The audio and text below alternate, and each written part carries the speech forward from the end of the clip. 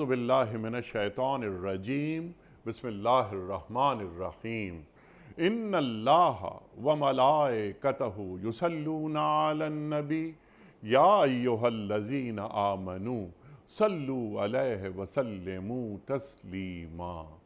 अल्लाहुम्मा सल्लि अला सय्यिदिना व नबिय्यिना व शफ़ीअना व मौलाना मुहम्मद व अला आले मुहम्मद व बारिक व सल्लिम।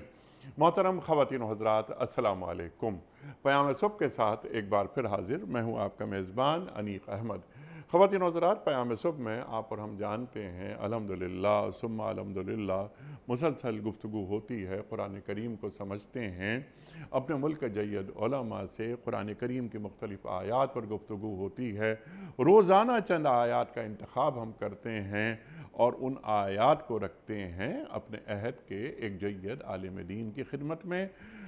शान नुज़ूल से लेकर लम्हे मौजूद तक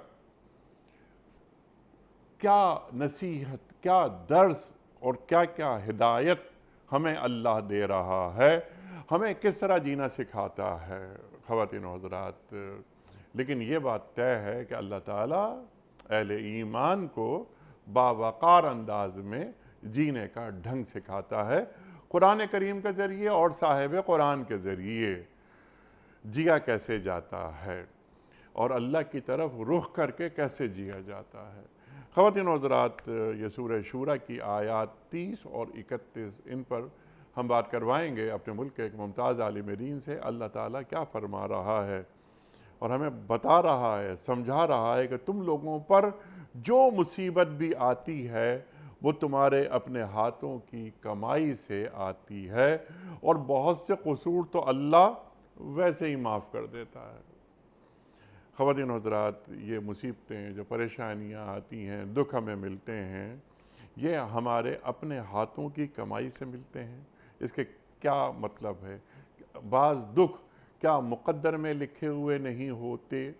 एक सवाल रखेंगे अपने मुअज़्ज़ज़ मेहमान की खिदमत में। यहाँ क्या बात अल्लाह फरमा रहा है? अल्लाह ताला आज़माइशें क्यों इंसान की ज़िंदगी में लाता है? खलक़ल मौत वल हयाता लियब्लुवकुम अय्युकुम अहसनु अमला। अल्लाह कुरान करीम में फरमाता है, वलनब्लुवन्नकुम बिशैइन मिनल खौफ़ि वल जू'i व नक़्सिम मिनल अम्वालि वल अनफुसि वस्समरात। अल्लाह ताला फरमाता है हम आज़माएंगे तुम्हें। अल्लाह ताला ने इब्राहीम अलैहिस्सलाम को आज़माया और वो तमाम आज़माइशों में कामयाब हो गए। इन्नी जाइलुका लिन्नासि इमामा, आपको इंसानियत का इमाम अल्लाह ताला बना रहा है। क्या अल्लाह बंदे को आजमाइश में इसलिए भी डालता है कि उसे कोई बड़ा मकाम अता करना होता है? ख़वातीन व हज़रात, ये कांटा भी कोई हमें चुभता है तो उसका भी अजर अल्लाह हमें देता है। बीमार पड़ते हैं तो हमारे गुनाह झड़ जाते हैं।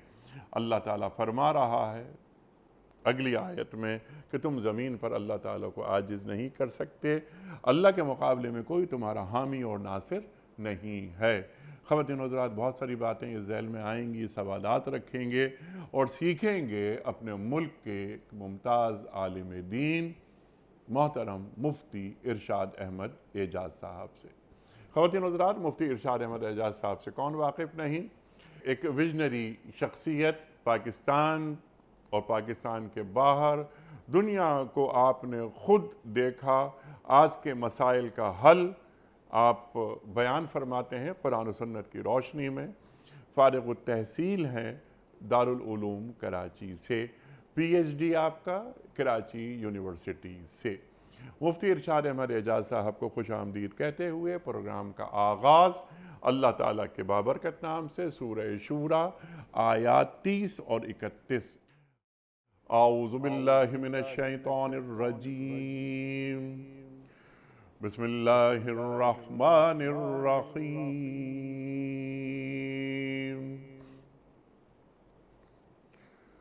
वमा असाबकुम मिन मुसीबतिन फबिमा कसबत ऐदीकुम फबिमा कसबत ऐदीकुम व यअफू अन कसीर वमा अंतुम बिमुअजिजीन फिल अर्द वमा लकुम मिन दूनिल्लाहि मिन वलिय्यिन वला नसीर। सदक़ल्लाहुल अज़ीम। तुम लोगों पर जो मुसीबत भी आती है तुम्हारे अपने हाथों की कमाई से आती है और बहुत से कसूरों से अल्लाह वैसे ही दरगुजर कर जाता है। तुम ज़मीन में अल्लाह को आजिज़ कर देने वाले नहीं हो और अल्लाह के मुकाबले में तुम कोई हामी और नासिर नहीं रखते। ख़वातीन हज़रात, मोहतरम क़िबला मुफ्ती इरशाद साहब की खिदमत में इससे पहले कि हम रखें आज के प्रोग्राम के हवाले से पहला सवाल क्विज़। कल के पूछे गए सवाल का दुरुस्त जवाब और आज का सवाल आपकी खिदमत में। कल का सवाल हमारा ये था कि सरकार दो आलम सल्लल्लाहु अलैहि वसल्लम की सबसे छोटी साहबजादी का नाम क्या है? दुरुस्त जवाब हज़रत फ़ातिमा रज़ियल्लाहु ताला अन्हा। आज का सवाल नोट फरमा लीजिए। कुरान करीम में किस पैगंबर को अल्लाह ताला का दोस्त कहा गया है? हज़रत मूसा अलैहिस्सलाम को, या हज़रत इब्राहीम अलैहिस्सलाम को, या हज़रत यूसुफ अलैहिस्सलाम को? जो दुरुस्त जवाब आप समझते हो रवाना फरमाइए। हमारे फ़ोन नंबर्स हैं 009221345270009। हमारा दूसरा फ़ोन नंबर है 0092214300980। हमारा ईमेल एड्रेस ps@duniatv.tv। हमारा SMS का नंबर 3031 और हमारा व्हाट्सएप का नंबर है 0092-321-825-0194। हज़रत इरशाद फरमाइए। जो भी मुसीबत, जो भी दुख हम पर आता है वह हमारे हाथों की कमाई की वजह से आता है। वयाफू अन कसीर, बहुत से गुनाहों को, हमारी गलतियों को तो अल्लाह वैसे ही माफ़ कर देता है। यहाँ क्या फ़लसफ़ा बयान किया जा रहा है? मैंने इंट्रो में कुछ सवालात उठाए थे, वक्त बचाने के लिए मैं उन्हें दोहरा नहीं रहा। इरशाद। बिस्मिल्लाहिर्रहमानिर्रहीम नहमदुहु व नसल्ली अला रसूलिल करीम अम्मा बाद। अनीक साहब, इस आयत में दो तीन बातें अगर हम समझ लें तो इस आयत का समझना आसान हो जाता है। एक तो ये कि अल्लाह सुब्हानहू व तआला ने इस कायनात को दारुल अमल और दारुल इम्तिहान करार दिया। यहाँ पर की जाने वाली हर नेकी या किए जाने वाले हर गुनाह का अजर व सवाब या उसके बदले में सज़ा इस दुनिया में नहीं दी जाती। एक तो ये बात जहन में। अच्छा, ये बिल्कुल नहीं दी जाती? नहीं, बिल्कुल नहीं, लेकिन ये दुनिया है नहीं ऐसी। ठीक। देता भी है अल्लाह, नहीं भी देता। ठीक। यानी ऐसा नहीं है कि जो कुछ आप करेंगे इसके ज़रूर आपको मिले बदला। असल दारुल जज़ा तो वो है आखिरत। ठीक। कुरान करीम ने इसको, ये दारुल अमल है, दारुल इम्तिहान है। मिलती भी है सज़ा आपको, मिलता भी है अजर आपको, नहीं भी मिलता। एक तो ये बात हमें जहन में रखनी चाहिए। दूसरी बात ये जहन में रखनी चाहिए कि अल्लाह सुब्हानहू व तआला ने इस दुनिया में तमाम अंबिया, हज़रत इब्राहीम अलैहिस्सलाम तक और सारे इस कायनात के अंदर जो तख्लीक हर ज़माने में की, इसके बारे में एक बात इरशाद फरमाइए कि हम यहाँ पे लोगों को आज़माते हैं। यानी दुनिया जो है दारुल इम्तिहान भी है। वलनबलुवन्नकुम बिशैइन मिनल खौफ फरमाया गया कि हम तुम्हें आज़माएंगे भी। एक जगह फरमाया गया कि हसीबन नास युतरकू यक़ूलू आमन्ना वहुम ला यफ्तनून। हज़रत इब्राहीम अलैहिस्सलाम के बारे में फरमा रहे हैं वज़िब्तला इब्राहीम रब्बुहु बिकलिमातिन फ़तम्महु। यानी अल्लाह ताला यहाँ पर आज़माता भी है, आज़माइश भी करता है। सूरत अल-फजर में भी इस बात को इरशाद फरमाया गया कि दौलत देता भी है अल्लाह, लेता भी है। तो एक ये बात भी हमें जहन में रखनी चाहिए। अब यहाँ पर अल्लाह सुब्हानहू व तआला जो बात इरशाद फरमा रहे हैं, इसका एक तीसरा पहलू भी है। और वह तीसरा पहलू ये है, जो कि आजकल तबई साइंस, जिसे हम तबईयात का मामला हम जिसे कहते हैं, कि दुनिया के अंदर बहुत सारा जो गड़बड़ और फसाद है जी, और किया धरा जिसे हम कहते हैं, वो इंसान का अपना है। यानी एक तो अमल के रुख पर है कि इंसान गुनाह करे, और एक ये कि तबई तौर पर आज भी हम जिस दुनिया में रह रहे हैं, हमारे यहाँ बहुत सारे लोग जो इंसानों ने काम किए हैं, जिस तरह अपनी ज़िंदगियाँ आबाद की हैं, जिस तरह दुनिया को डेवलप करने जा रहे हैं, लोग इस पर भी सवालात उठाते हैं कि हम जो कुछ करने जा रहे हैं, जिसके नतीजे में नुकसानात का हमें सामना करना पड़ रहा है, क्या ये तबई तौर पर ऐसा हो रहा है या हमारा अपना किया धरा है।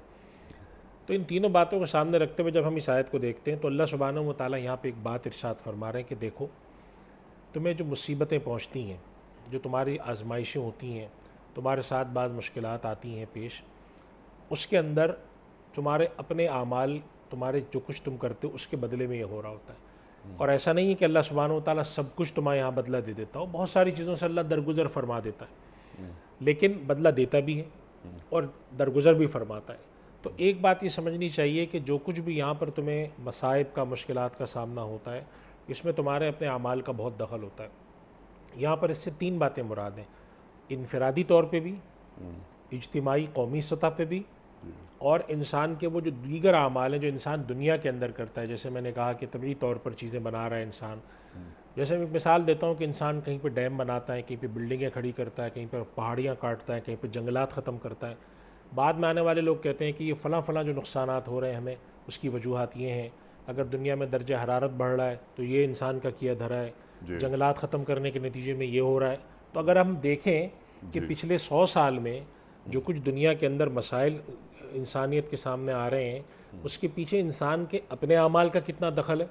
ठीक। और अगर कुदरती तौर पर इंसान इन चीज़ों को करता, अमल दखल इसमें कम करता, हत्ता कि यहाँ तक आप देखें कि इंसान ने इसमें भी अमल दखल शुरू किया कि आबादी पर किस तरह से हम करें चीज़ों को, और इस तरीके से बहुत सारी नेचुरल साइंसेज में मुदाखलत शुरू कर दी।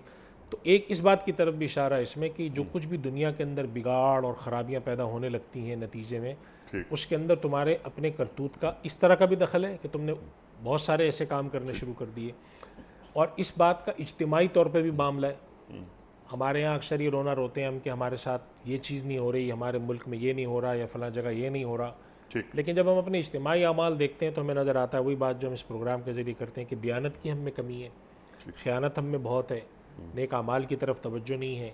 तो इनका नतीजा ये निकलता है कि जब हमारे इज्तिमाई तौर पर हमारी दियानत नहीं होती, ख़यानत हम पे गालिब होती है, तो इस बात की तरफ हदीस में भी इशारा है कि फिर जैसे तुम करतूत करते हो वैसे तुम पर फिर लोग मुसल्लत किए जाते हैं। तो फिर जब हम इज्तिमाई तौर पर अपनी ज़िंदगी के अंदर ख़राबियाँ पैदा करते हैं तो उसके नतीजे में हमारे साथ फिर अल्लाह सुब्हानहू व तआला वो मामला फरमाते हैं। ये इज्तिमाई मामला हो गया। लेकिन ये भी लेकिन इसके अंदर भी इसके अंदर भी एक बात और, दो बातें इसमें इरशाद। एक तो अल्लाह सुब्हानहू व तआला कुरान करीम में फरमाते हैं कि देखो ऐसी आजमाइश से डरो जो तुम में से फिर सिर्फ उन लोगों तक नहीं आती कि जिन्होंने फसाद बर्पा किया होता। वत्तक़ू फ़ितनत अल्ला तुसीबन्न लज़ीना ज़लमू मिनकुम ख़ास्सा। यानी अल्लाह की ये भी सुन्नत है कि जब एक ख़ास दर्जे में माशरे के अंदर बुराई और ख़राब चीज़ें बढ़ जाती हैं तो फिर अल्लाह की तरफ से एक इज्तिमाई शक्ल में एक इक़ाब, अज़ाब या अल्लाह की तरफ से आजमाइश या पकड़ आती है।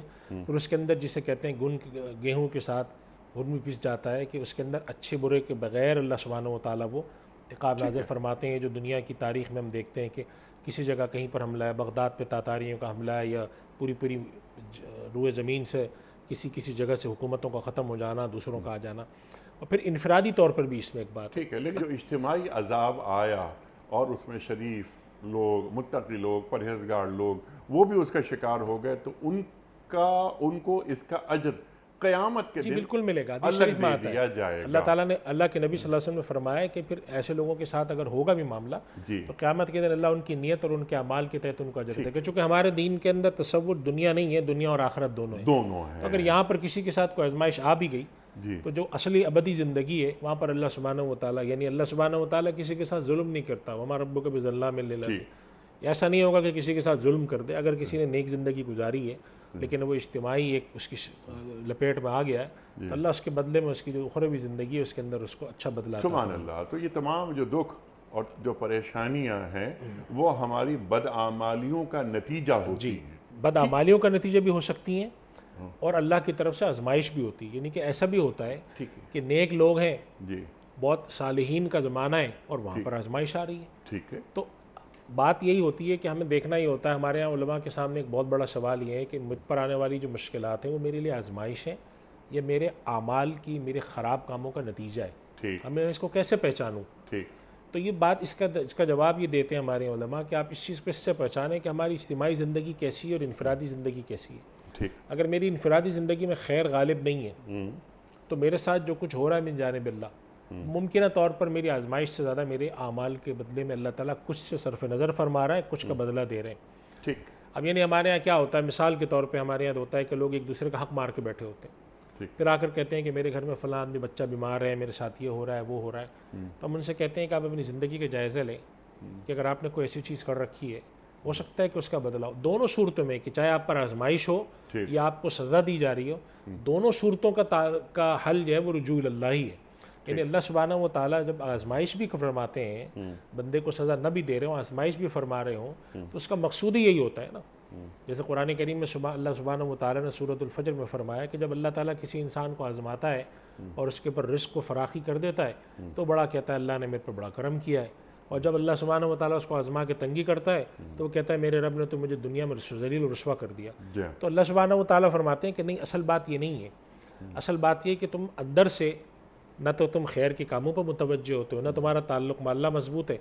अच्छी अच्छी चीज़ मिल गई तो बहुत अच्छा, और जब ख़राब कोई चीज़ आई तो फिर अल्लाह ताला के आगे से जो है वो जो कुरान करीम में फरमाया कि इन्नल इंसान खुलिक़ हलुआ इज़ा मस्सहु शर्रु जज़ुआ व इज़ा मस्सहुल खैरु मनुआ। नेकी माल दौलत आने लगती है तो अकड़फू पैदा हो जाती है, इन्नल इंसान लयतग़ा रआ इस्तग़ना। तो अल्लाह ताला इस तरीके से ये बात फरमाते हैं। एक और भी अल्लाह की सुन्नत है जो कुरान करीम में अल्लाह सुब्हानहू व तआला ने जिक्र फरमाई है, वलौला दफ़उल्लाहि अन्नास बअदहुम बिबअदिन लफ़सदतिल अर्ज़, कि अक़वाम में अल्लाह सुब्हानहू व तआला का एक तरीक़ा तकवीनी तौर पे जारी है, इस कायनात के निज़ाम के हिस्से के तौर पे जारी है कि जब कोई कौम सरकशी में ऊपर जाने लगती है तो फिर अल्लाह इनके मुकाबले में लोगों को पैदा करता है। जैसे कि जालूत का, हज़रत दाऊद अलैहिस्सलाम का वाक़या, फ़िरौन हज़रत मूसा अलैहिस्सलाम का वाक़या, फिर नबी करीम सल्लल्लाहु अलैहि वसल्लम की बेइज्जत के बाद जो बड़ी बड़ी जो फ़ारिस और रोम की सल्तनतें थीं, तो अल्लाह ताला की एक ये सुन्नत भी जारी है। तो इन सारी सुन्नतों को सामने रखते हुए इस आयत को पढ़ना चाहिए ताकि बात समझ में आए कि इस कायनात में हर चीज़ आपके गुनाहों का बदले से मुराद यहाँ पे ये है कि अल्लाह सुब्हानहू व तआला जो कुछ हम इंसान काम करते हैं, जैसे कि एक सूरत में सूरतुल फातिर में अल्लाह ताला फरमाते हैं कि लोगों ने जो कुछ कर रखा है, अगर अल्लाह उसके बदले में पकड़ना शुरू कर दे तो दुनिया में कोई ज़ीरूह को न छोड़े, माँ कसमा तरक आला ज़हर या मिन दाब्बा, चलने फिरने वाली कोई चीज़ अल्लाह ना छोड़े। मगर अल्लाह ताला ने दुनिया को दारुल जज़ा नहीं बनाया, वलाकिन युअख्खिरुहुम इला अजलिन मुसम्मा, दारुल अमल है। तो यहाँ पे लोग फसाद भी करते हैं, यहाँ पे लोग जुल्म भी करते हैं, यहाँ पे लोग ख़यानतें भी करते हैं, सब कुछ करते हैं। अल्लाह ताला चाहता है कि माशरे में खैर हो। अगर माशरे में खैर गालिब हो, ये माशरा मतलूब है। अगर माशरे में खैर मगलूब हो, शर गालिब हो, ये माशरा मतलूब नहीं है। तो अल्लाह सुब्हानहू व तआला फरमा रहे हैं कि तुम्हारे इज्तिमाई और इनफरादी अमाल के बदले में अल्लाह ताला तुम पर मुसीबत नाजिल फरमाता है और बहुत सारी चीज़ों से तो सरफ नज़र कर देता है, दरगुजर फरमा देता है। तो तुम्हें अगर अपने इन मसाइब को ठीक करना है तो अपनी इनफरादी और इज्तिमाई ज़िंदगी को ठीक करना होगा। और आज के दौर में अनीक साहब अगर हम देखें तो बदकिस्मती से हमारे हालात ऐसे हो गए हैं कि हमारे यहाँ लोग बड़ी मुश्किल से अपनी इनफरादी ज़िंदगी भी ठीक नहीं रख पा रहे, इज्तिमाई तो दूर की बात है। यानी बदउनवानी, करप्शन, रिश्वत और लेन देन, ख़यानत, इसकी कौन सी एक ऐसी सूरत है जो हमारे यहाँ इज्तिमाई शक्ल में नहीं पाई जाती। लोग एक रुपए के मामले में किसी दूसरे पर एतमाद नहीं करते। तो जब ख़यानत की और बददियानती की इज्तिमाई सूरत ही होती है तो लोग इनकी इनफरादी ज़िंदगी में से भी ये निकलता जाता है। यानी लोग आके सवाल आपसे पूछते हैं और आपके पास सही जवाब देने का कोई रास्ता ही नहीं होता। मुझसे आकर लोग सवाल पूछते हैं कि फ़लाँ काम कराना जायज़ काम है, मैं रिश्वत ना दूँ तो काम नहीं होगा, मैं क्या जवाब दूँ। अगर मैं कहता हूँ रिश्वत का लेन देन करो तो इसका मतलब है मैं गलत काम की तलकीन कर रहा हूँ, और अगर मैं कहता हूँ न करो तो इसका मतलब है उस आदमी की ज़िंदगी को मैं मुअत्तल करता हूँ। ये मुआशरे के अंदर जब ये कैफियत पैदा होती है इज्तिमाई शक्ल में, तो फिर बाज़ दफ़ा ऐसे हालात पैदा कर देता है अल्लाह ताला कि इनफरादी आमाल को भी पीछे कर देता है। यानी कि दुआएं लोग उठा रहे होते हैं हाथ, लेकिन कबूल नहीं होती कि भाई तुम्हारे माशरे में खैर मगलूब हो गई है। तो ये उस बात की तरफ इशारा है कि इज्तिमाई और इनफरादी तौर पर अल्लाह सुब्हानहू व तआला की तरफ से जो आजमाइशें, जो मसाइब, जो मुश्किलात आती हैं, उसमें तुम्हारे अपने आमाल का बड़ा किया धरा होता है। और हदीस शरीफ में एक और बात, इस कुरान करीम में भी इस तरफ इशारा है, हदीस में भी। कुरान करीम में अल्लाह सुब्हानहू व तआला क्या फरमाते हैं, हम जो अपने प्रोग्राम में कई दफ़ा इस आयत को जिक्र कर चुके हैं, वलौ अन्नहुम अक़ामुत तौरात वल इंजील वमा उन्ज़िला इलैहिम मिन रब्बिहिम लअकलू मिन फ़ौक़िहिम व मिन तहति अर्जुलिहिम। अल्लाह ताला बनी इसराइल अहले किताब के बारे में फ़रमाते हैं कि अगर ये तौरात और इंजील को अपने यहाँ सही मानों में नाफिज करते तो उनको ज़मीन से भी रिस्क मिलता, आसमान से भी मिलता। यानी अल्लाह का वादा है कि जब ऐसे हालात आ जाएं कि तुम दीन का नफाज बई माना करो कि तुम्हारे अखलाकियात, तुम्हारी इबादत, तुम्हारा ईमानियात, तुम्हारा ताल्लुक़ माल्ला, ताल्लुक़ मान्नास दीन के दायरे के तहत हो, तो अल्लाह ताला की तरफ से रिज़्क़ ऐसे आता है। और जब आज हम ऐसे हालात पढ़ते हैं कि एक ज़माना भी था मुसलमानों में कि लोग सदक़ात खैरात बांटने के लिए निकलते थे, कोई लेने वाला नहीं होता था, तो यकीन नहीं आता। तो उसकी वजह यही है कि माशरे में खैर मगलूब होते होते नीचे चली गई। इस बात की तरफ अल्लाह सुब्हानहू व तआला इरशाद फरमा रहे हैं कि तुम्हारे नामा आमाल में तुम्हारी इन आमाल की वजह से, इन इन इन तुम्हारी गलत हरकतों की वजह से अल्लाह ताला बहुत सारी जो तुम्हारे साथ मसाइब आ रहे होते हैं उसकी वजह से आ रहे होते हैं। लेकिन ये बात समझ लो, ऐसा नहीं है कि तुम जो कुछ कर रहे हो सारा तुम्हें बदला दे दिया जा रहा है। वयाफ़ू अन कसीर। अच्छा, यही मामला नेकियों के साथ भी अल्लाह ने रखा कि बहुत सारी नेकियां ऐसी हैं जिनका बदला अल्लाह दुनिया से शुरू कर देता है, और बहुत सारी नेकियां ऐसी हैं जिनका बदला सिर्फ आखिरत में अल्लाह सुब्हानहू व तआला देता है। और एक और सूरत भी उलमा ने लिखी है कि बाद लोग ऐसे होते हैं कि बड़े ख़राब काम कर रहे होते हैं, लेकिन अल्लाह की तरफ से पूरी ज़िंदगी में एक आजमाइश नहीं आती उन पर, और वो ये समझते हैं कि नहीं, हम पर तो कुछ नहीं है, हम तो सारी ज़िंदगी अच्छी गुजार रहे हैं। तो ये डरने की बात होती है कि आपने गलत काम किया लेकिन आपकी पकड़ नहीं हुई। जिस तरीके से मुशरिकीन मक्का में जब अल्लाह सुब्हानहू व तआला ने जब आयात उतारी और नबी करीम सल्लल्लाहु अलैहि वसल्लम जहन्नम से उनको डराया, तो उन्होंने उसने कहा था कि मेरे तो बहुत सारे बेटे, मैं तो जहन्नम में मैं जाकर वहाँ पर जब मैं अल्लाह के पास जाऊँगा मेरे पास वहाँ पर भी ये सब होगी। तो जो कुरान करीम में फरमाया अफ़राइतल्लज़ी कफ़रा बिआयातिना वक़ाल लऊतयन्न माला व वलदा, मुझे तो वहाँ पे भी यही माल और दौलत और औलाद मिलेगी। तो अल्लाह ताला फरमा रहे हैं कि जब ये कैफियत है तुम्हारे इनकार की और ये मामलात हैं, और उसके बाद तुम समझो कि तुम्हारे साथ खैर और भलाई हो, तो ऐसा नहीं होगा। तो ये कुछ लोग ऐसे भी थे जो समझते थे कि हमारे पास तो इतनी माल और दौलत है, औलाद है, क्या हमारा एक समाजी मर्तबा है। तो ये जो नबी करीम सल्लल्लाहु अलैहि वसल्लम बात फरमा रहे हैं कि जहन्नम में ये होगा, कुछ नहीं, वहाँ पर भी मुझे यही मिलेगा। तो ये बात फरमाई गई कि नहीं, इस धोखे में मत पड़ना। अगर यहाँ तुम्हारी ज़िंदगी बहुत सही रखी हुई है, अल्लाह ने तुम्हें किसी आजमाइश से बचाया हुआ है, तो याफ़ू अन कसीर की कैफियत रखी है, वहाँ के लिए रोक के रखा हुआ है, तो इसको तुम अपने लिए एक ढील समझना। वमा हिलिल काफिरीन अमहिलहुम रुवैदा, इसको ढील समझना, इसको अपने लिए नेमत मत समझना, इसको अपने लिए गनीमत मत समझना। तो अगर इस कैफियत के साथ इंसान अपनी ज़िंदगी गुजारता है, खौफ आखरत हो, अल्लाह के आके मुहासबे का और इस बात का ख्याल हो कि मेरा मुहासबा सिर्फ दुनिया में नहीं अल्लाह के यहाँ भी होगा, तो फिर उसकी ज़िंदगी खैर की तरफ आती है। तो ये असलन अल्लाह के इस निज़ाम की तरफ इस आयत में इशारा है कि जब हम अपने आमाल को ठीक नहीं करते तो बहुत सारी मुसीबतें हमारे सामने आती रहती हैं, और उनके ठीक करने का तरीका आमाल की इस्लाह, इज्तिमाई खैर की तरफ मुतवज्जे होना होता है। एक दूसरे की टांगें खींचना, एक दूसरे को बुरा भला कहना नहीं होता। ठीक, उसके असरात माशरों पे मुरतब होते हैं, और सबसे पहले ज़ात पे मुरतब होते हैं, फिर अल्लाह ताला दुख में, परेशानी में, मुसीबतों में मुब्तला कर देता है। अब मुफ्ती साहब, क्योंकि बुनियादी फ़लसफ़ा तो आपने बयान कर दिया वजाहत के साथ, अब दो तीन बातें, सवालात, बिल्कुल बहुत ही आसान से सवालात, सिंपल सामने की बातें। अल्लाह ताला क्यों आज़माता है? एक तो ये बात, आजमाइश में क्यों डालता है? कुरान करीम की चंद आयात आपने भी तिलावत फरमाई, और हज़रत इब्राहीम अलैहिस्सलाम को भी अल्लाह ताला ने आज़माया, वो अबुल अम्बिया हैं, उन्हें भी अल्लाह आज़मा रहा है और उन्हें इंसानियत का इमाम बना रहा है। इन्नी जायलो का लिन्ना से इमामा। फिर आपने एक बात और इरशाद फरमा दी, तो मैं उसको भी सवाल में शामिल कर रहा हूँ ताकि आप बितफसील जवाब अता फरमाइए। अल्लाह ताला बाज़ लोगों को नहीं आज़माता, ढील देता चला जाता है। अल्लाह ताला की जो आज़माने का जो तरीक़ा है, सुन्नत है, और ढील देने का, क्या ढील अल्लाह ताला इसलिए देता है कि पकड़ने में आसानी हो, और आज़माता इसलिए है कि मुझे इस बंदे से मोहब्बत है, मुझे इसे बड़ा ऊंचा मकाम देना है, लेकिन इसके आमाल में कुछ कमी है, तो मैं चंद आजमाइशों से इसे निकाल कर इसे किसी बड़े मकाम पर फायज करना चाहता हूँ? देखिए नहीं साहब, बहुत सारी हिकमतें उलमा ने लिखी हैं, आजमाइश की भी और ना आजमाने की भी, कि ढील देने की क्या वजह होती है।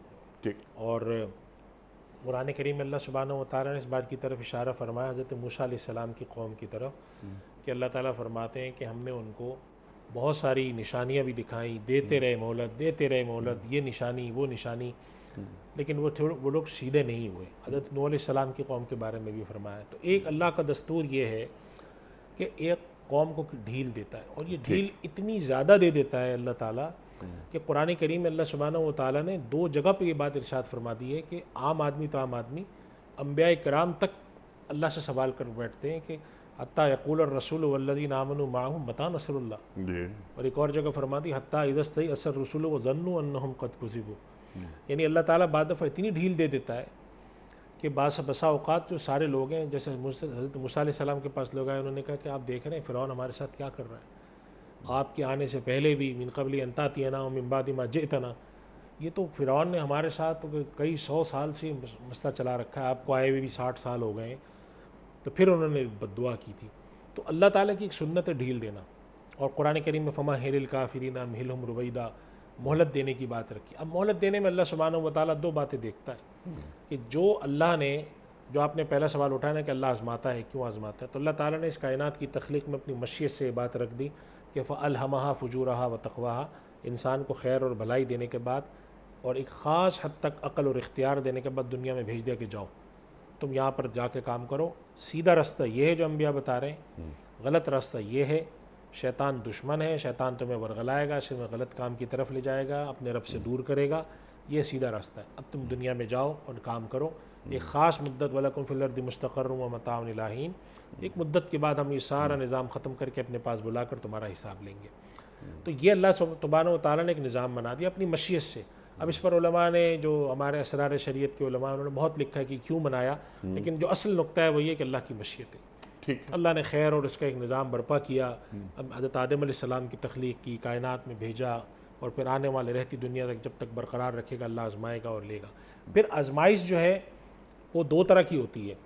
एक आजमाइश वो होती है जो कि रफ़े दरजात के लिए, जो आपने बात फरमाई कि बसा औक़ात एक बंदा है जो कि नेक है लेकिन अब उसकी उम्र कम है और अल्लाह ताला ने इसके लिए नसीब में एक दर्जा लिखा है, तो अल्लाह उसको आज़माता है।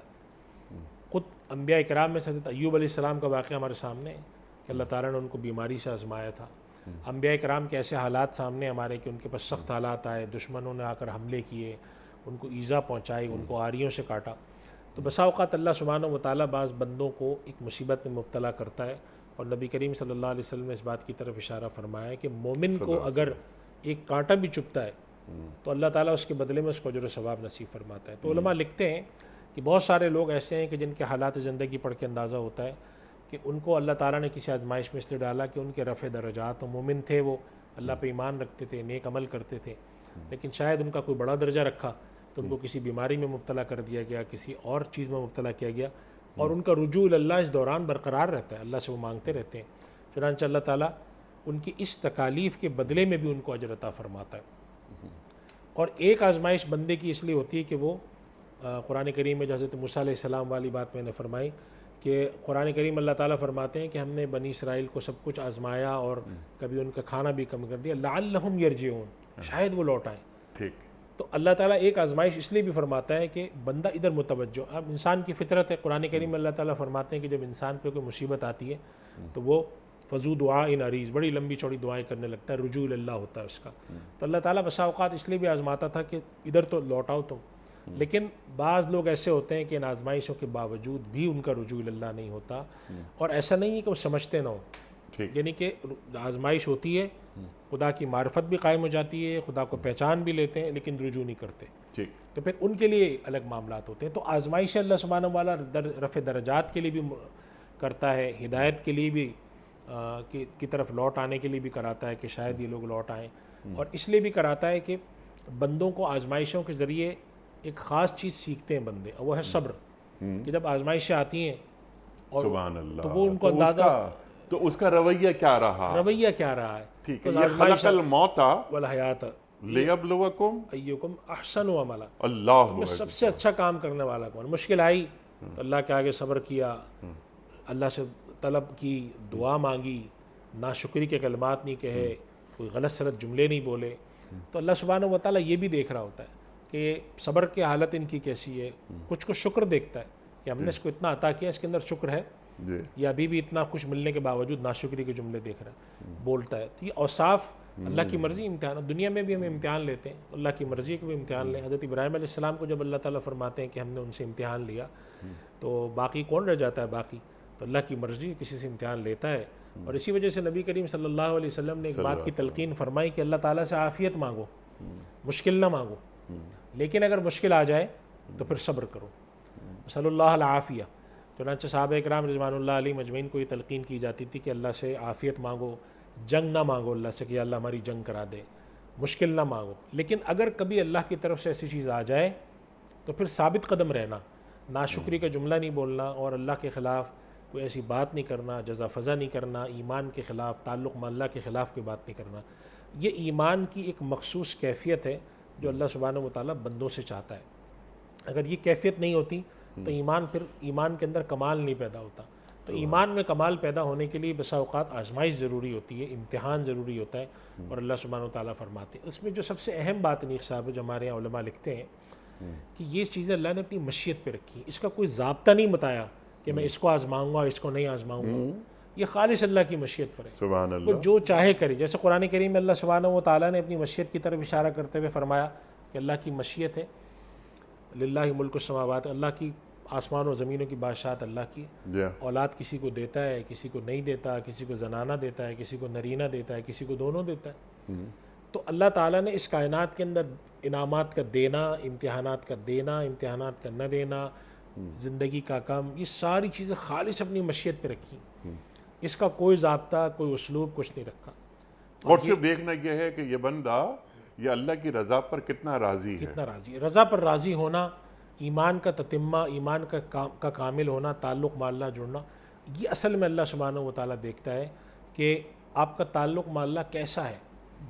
तो और उसकी मुख्तलिफ़ शक्लें, कुछ लोगों को अल्लाह सुब्हानहू व तआला बीमारी में मुब्तला करके देखता है, कुछ को दौलत दे के देखता है कि तुम अल्लाह की राह में ख़र्च करते हो, गुनाहों की ज़िंदगी से बचते हो। किसी को बादशाहत दे के आज़माता है, किसी को फ़कीर रख के आज़माता है, किसी को किसी तरीके से, किसी को बीमारी देकर, किसी को बीमारी देकर आज़माता है, किसी को बेइंतहा इख्तियारात दे के आज़माता है कि देखें ये करता क्या है।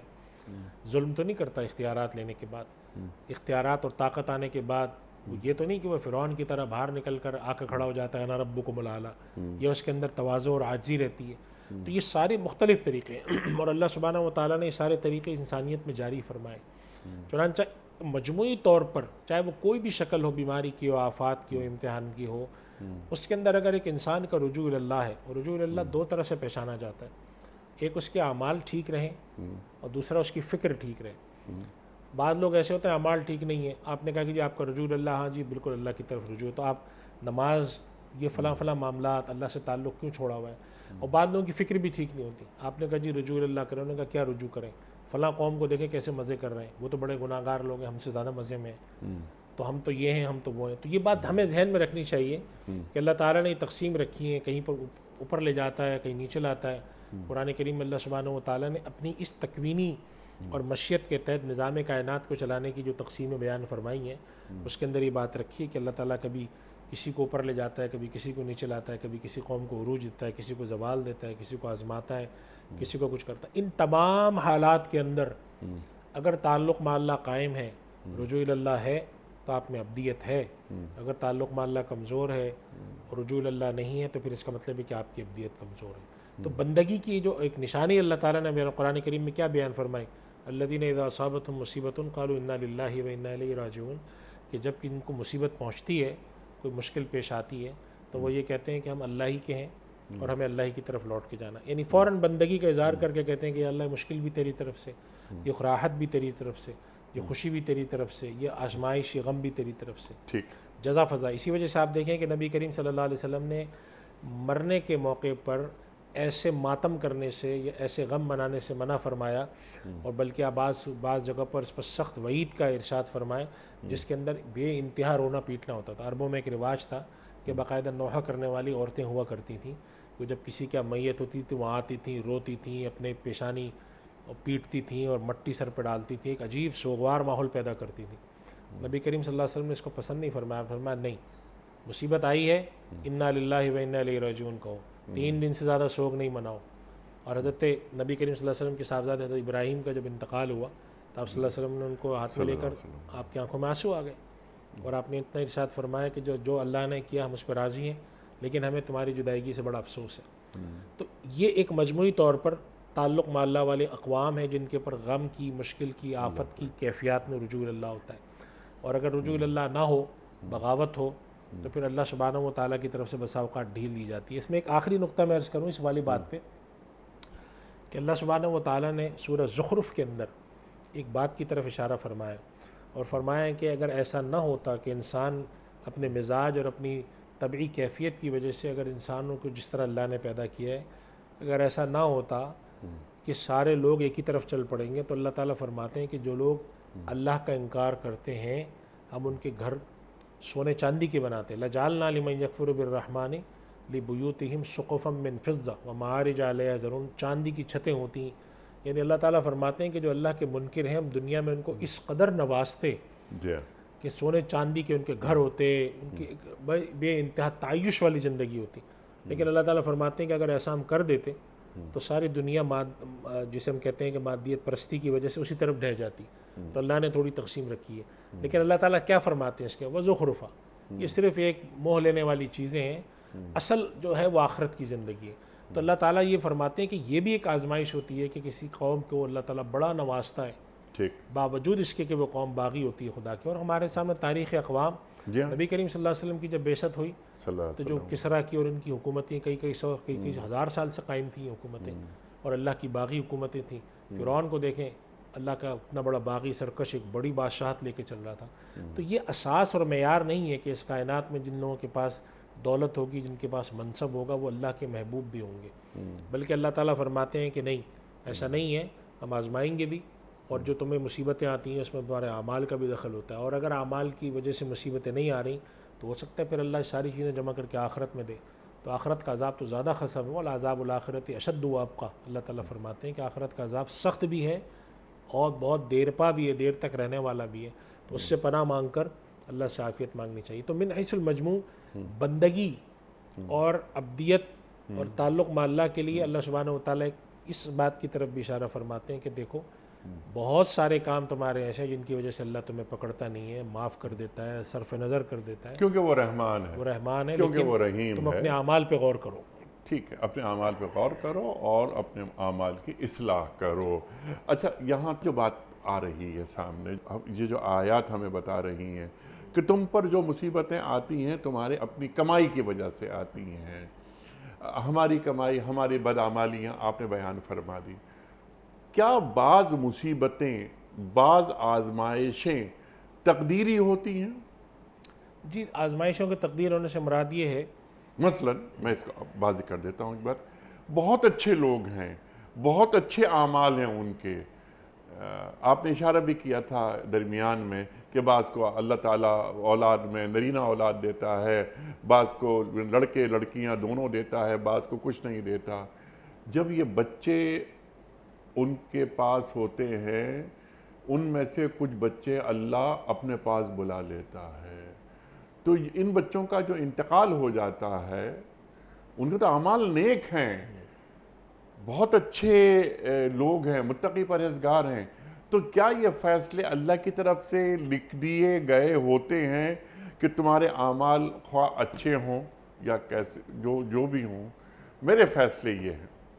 लेकिन ये सब दो बातें इसमें। एक की तरफ तो कुरान में इशारा है सूरतुल बकरा में, वलनब्लुवन्नकुम बिशैइन मिनल खौफि वल जूइ व नक़्सिम मिनल अम्वाल, फिर फरमाया बश्शिरिस साबिरीन। अल्लाह ताला फरमाते हैं हम तुम्हारी आजमाइश करेंगे, कभी तुम पर खौफ मुसल्लत करेंगे और कभी भूख मुसल्लत करेंगे, कभी माल कम हो जाएगा, कभी जाने कम हो जाएंगी, कभी फल कम कर देगा, औलाद देकर इंतकाल कर गए, बेवा हो जाती हैं औरतें, बीमारियां फैल जाती हैं। तो अल्लाह ताला फरमाते हैं एक ये भी अल्लाह का निज़ाम है।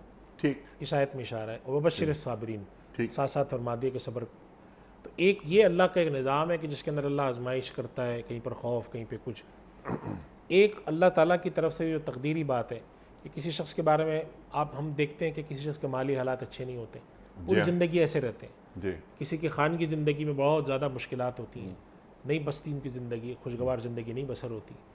किसी को औलाद की तरफ से अल्लाह ताला गम दे देता है, औलाद की आजमाइश भी अल्लाह ताला दे देता है। ठीक, बीवियों की तरफ से आजमाइश हो जाती है, शौहरों की तरफ से आजमाइश हो जाती है, रोज़गार की तरफ से हो जाती है, माहौल की तरफ से हो जाती है कि आप ऐसे माहौल में बैठे हुए हैं कि जहाँ पर आपके लिए मुस्तकिल आजमाइश है। मिसाल के तौर पर फ़लस्तीन में ये रोहिंग्या के जो लोग हैं बेचारे, जब हम उनको देखते हैं कि उनके यहाँ खुशगवार ज़िंदगी का तस्वुर तो एक दूर की बात है, हर वक्त उन्हें कोई खौफ सर पे मुसल्लत है।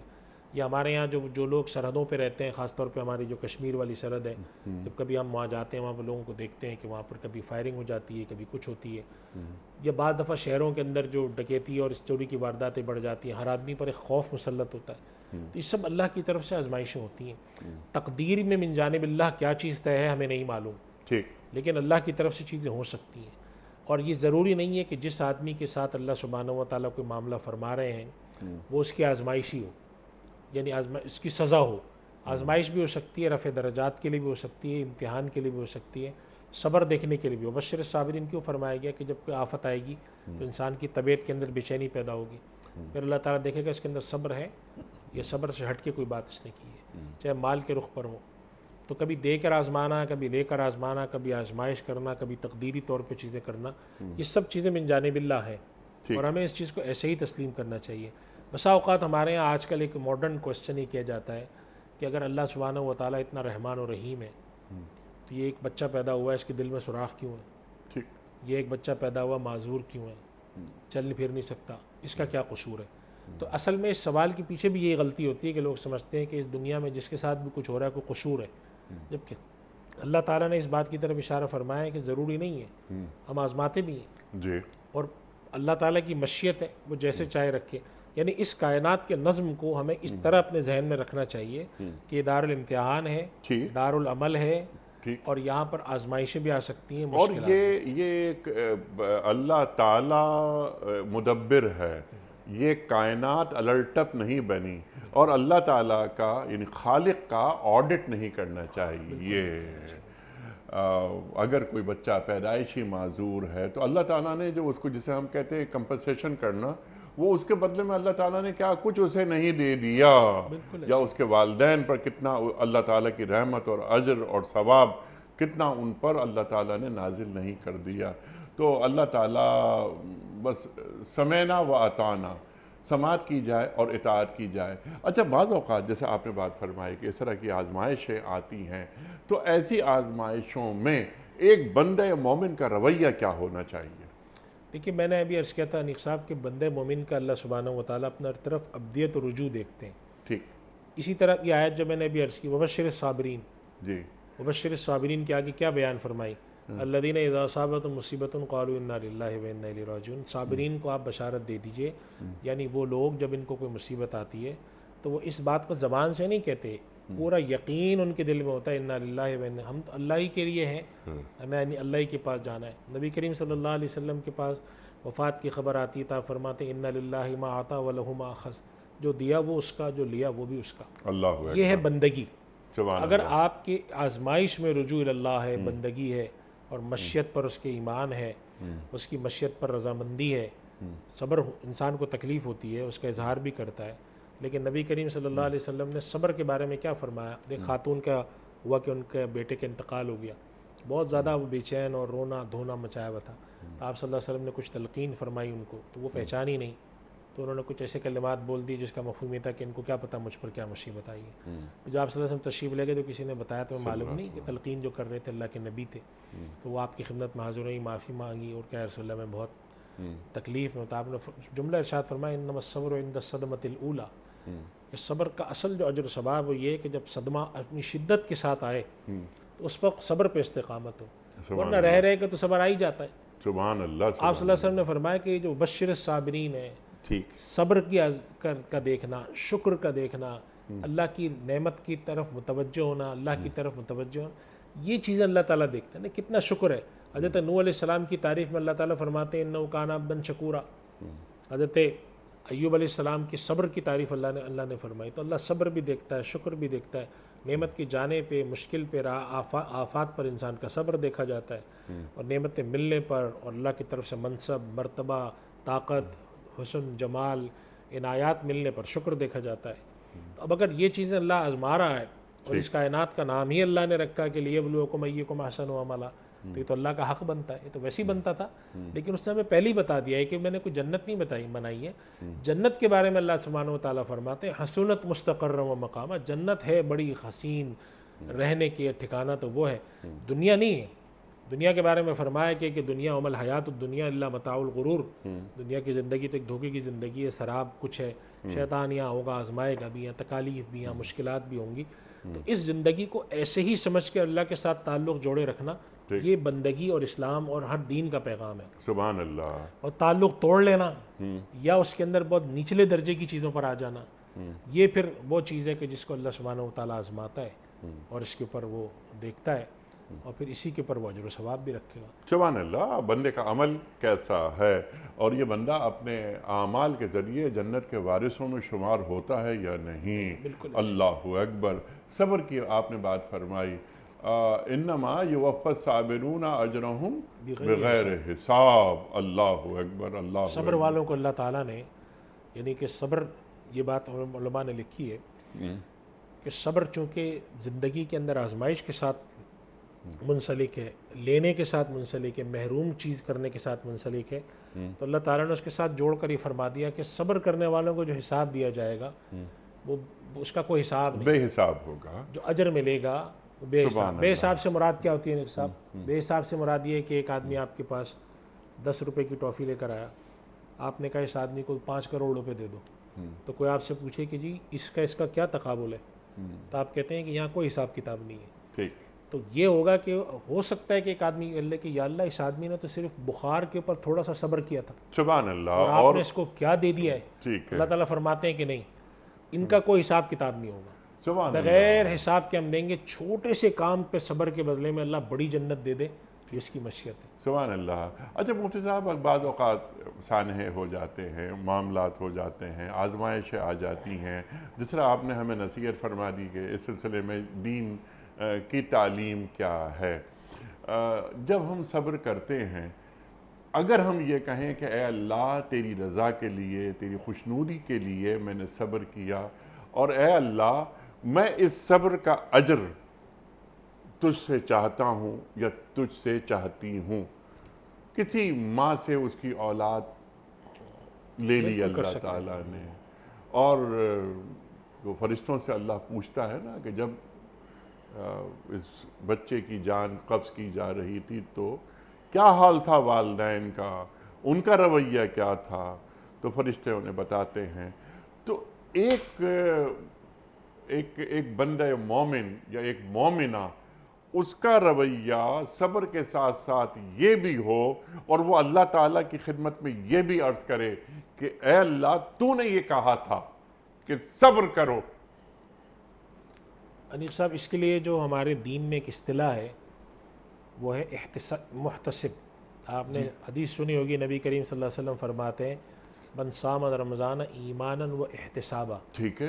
एहतिसाब उर्दू में तलक माने में आता है, अरबी में एहतिसाब का मतलब होता है किसी नेक अमल को करते वक्त इसके ऊपर अजर की अल्लाह से तवक्को रखते हुए करना। ठीक है, एक तवक्को है, एक मांगना जी है। मैं अर्ज़ कर रहा हूँ, अब अगर एक आदमी ये तवक्को रखता है और अल्लाह से मांगता भी है, जी, इसमें कोई हर्ज नहीं है और ये दुआ कबूल होगी इसकी। कि एक आदमी कहता है कि या अल्लाह औलाद के बिछड़ने का, माल के ज़ाया हो जाने का, फ़लाँ हादसे का मुझ पर बहुत असर है, मगर अल्लाह मैं तेरी रज़ा की खातिर इस पर सब्र करता हूँ और तू ही अजर देने वाला है।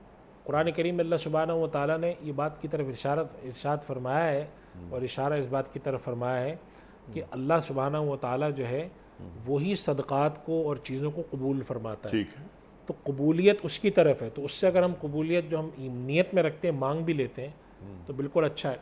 और तौफीक भी मांगनी चाहिए कि या अल्लाह मेरे पर एक आफत आई है, मैं कोशिश की हद तक सब्र करता हूँ, जो कमी कोताही हो तो माफ़ फरमा, इस सब्र का मुझे अजर अता फरमा, ये भी करना चाहिए। तो अल्लाह से तो आप जो चाहें दुआ मांगें, बिल्कुल मांग सकते हैं, और उम्मीद है कि अल्लाह ताला इस पर अजर भी अता फरमाएंगे, चूँकि अल्लाह सुब्हानहू व तआला देखेंगे इसका रुजू इल्लाह है, तो अल्लाह इस पर सब्र अता फरमाएंगे। सुभान अल्लाह, सुभान अल्लाह, सुभान अल्लाह। इसका अजर अल्लाह ताला ज़रूर अता करिएगा।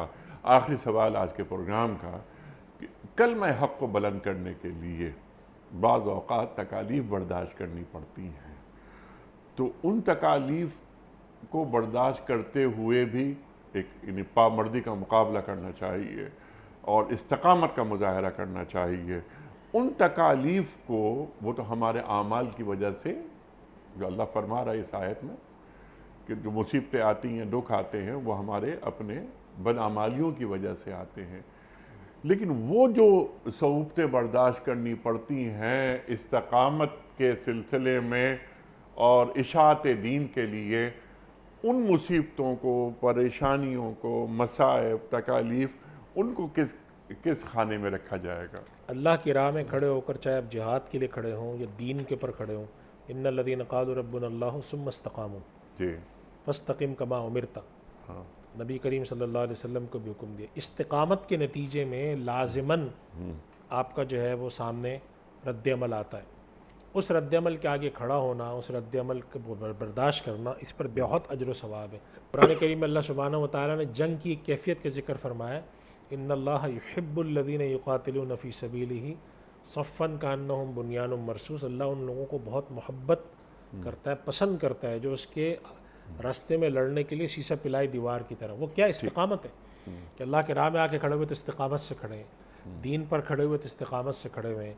और एक और चीज़ की तरफ इरशाद फरमाया गया उनकी ईमानी कैफियत की तरफ, वला यखाफून लौमत लाइम। मलामत करने वालों की या ठट्टे करने वालों की, मजाक उड़ाने वालों की को कोई परवाह नहीं होती। भाई ये मेरा अल्लाह का पैगाम है। सुभान तो अल्लाह। ये इस्तिकामत मतलूब है ठीक, और इस इस्तिकामत पर बड़े दरजात हैं। सुभान और ये अल्लाह। इस्तिकामत असल में अम्बिया की सुन्नत है। आप जितने अम्बिया को उठा के देखें, उनकी तारीख़, अल्लाह के नबी सल्लल्लाहु अलैहि वसल्लम, हज़रत आदम अलैहिस्सलाम से नीचे तक सब की तारीख़ आप उठा कर देखें, उनकी तारीख़ में जो सबसे बड़ा लफ्ज़ आपको मिलेगा वो इस्तिकामत मिलेगा। सुभान अल्लाह, सुभान अल्लाह। और वो उसके इस्तिकामत अजर, पर जब अजर कोई इंसान अमल करता है तो वो सुन्नत नबवी पे अमल करता है, सुभान अल्लाह, उसका अजर भी बहुत है। सुभान अल्लाह, और उसका अजर भी बहुत है। मुफ्ती साहब, मैं आपका बड़ा शुक्रगुजार हूँ, बड़ा ममनून आप तशरीफ़ लाए। ख़वातीन व हज़रात, अपने उलमा के हम हमेशा शुक्रगुजार रहते हैं कि वो तशरीफ़ लाते हैं और कुरान करीम से हमें जोड़ देते हैं, हमारी इल्मी कमी को पूरा कर देते हैं। मुफ्ती इरशाद साहब, एक बार फिर आपका शुक्रगुजार। ख़वातीन व हज़रात, क़याम सुबह का आखिरी हिस्सा आप और हम जानते हैं कि क्विज़ का मरहला होता है। कल सवाल हमने ये रखा था कि सरकार दो आलम सल्लल्लाहु अलैहि वसल्लम की सबसे छोटी साहबजादी का नाम क्या है? दुरुस्त जवाब हज़रत फ़ातिमा ज़हरा रज़ियल्लाहु ताला अन्हा। आज का सवाल नोट फरमा लीजिए। कुरान करीम में किस पैगंबर को अल्लाह ताला का दोस्त कहा गया है? फर्स्ट ऑप्शन हज़रत मूसा अलैहिस्सलाम को, सेकंड ऑप्शन हज़रत इब्राहीम अलैहिस्सलाम को, थर्ड ऑप्शन हज़रत यूसुफ अलैहिस्सलाम को। जो दुरुस्त जवाब आप समझते हो रवाना फरमाइए। हमारे फ़ोन नंबर्स हैं 0092234527009। हमारा दूसरा फ़ोन नंबर है 0092223400980। हमारा ईमेल एड्रेस ps@duniatv.tv। हमारा SMS का नंबर 3031 और हमारा व्हाट्सएप का नंबर है 00923218250194। मुफ्ती साहब, एक पर्ची निकाल कर ऐलान फरमा दीजिए आज के विनर कौन हैं। और आज के विनर हैं राना दिलावर अली साहब लोधरा से। राना दिलावर अली साहब लोधरा से आपकी खिदमत में दुनिया टीवी की जानिब से दीनी कुतुब पर मुश्तमिल गिफ्ट हैम्पर आपके घर बजरिए कोरियर रवाना किया जा रहा है। आपको बहुत बहुत मुबारक हो।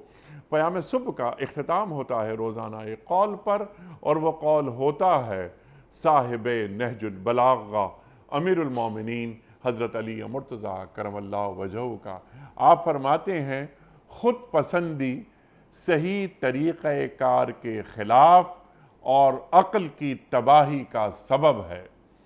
ख़ुद पसंदी सही तरीक़े कार के ख़िलाफ़ और अक़ल की तबाही का सबब है। सुभान अल्लाह, सुभान अल्लाह। अपने मेज़बान अनीक अहमद को कल तक के लिए इजाज़त दीजिए। खुदा हाफ़िज़।